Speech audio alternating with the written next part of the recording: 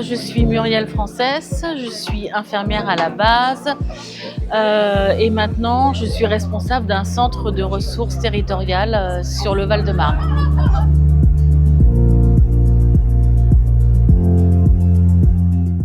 Eh ben, écoutez, je suis venue présenter le métier d'infirmière.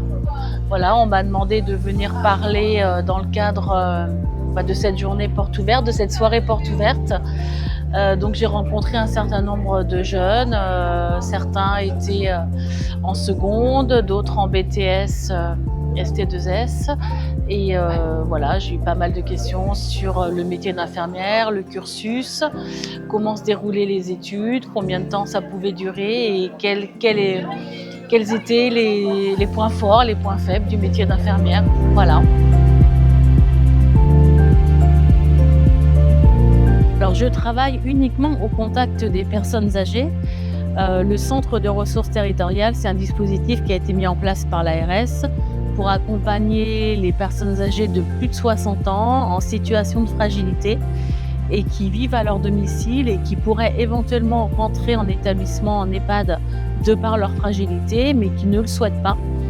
Donc le CRT est là pour coordonner toutes les aides qui peuvent être mises en place à domicile, comme des services de soins infirmiers, des services d'aide, trouver un médecin traitant, enfin coordonner tous les possibles à domicile.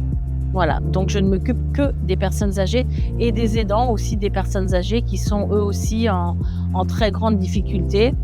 Et une des missions du CRT, c'est justement d'accompagner au quotidien aussi ces aidants qui perdent pied souvent dans des situations très difficiles.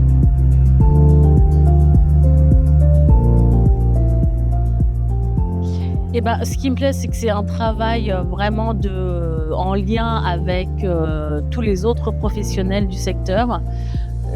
Donc on ne travaille pas seul, on travaille en équipe, on travaille en lien. On construit un projet pour la personne, avec la personne, parce qu'on ne fait rien sans son accord.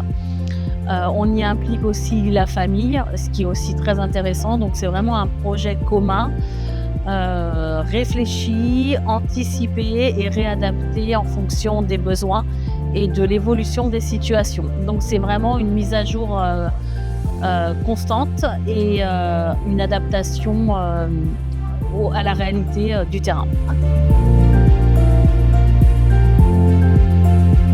Alors il faut une capacité d'analyse d'une situation, il faut savoir prendre de la hauteur par rapport à une situation.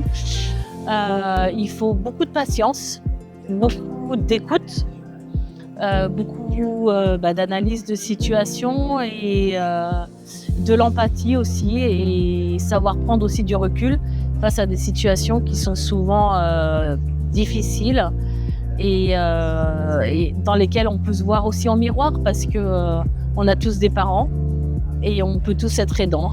Voilà, tout simplement.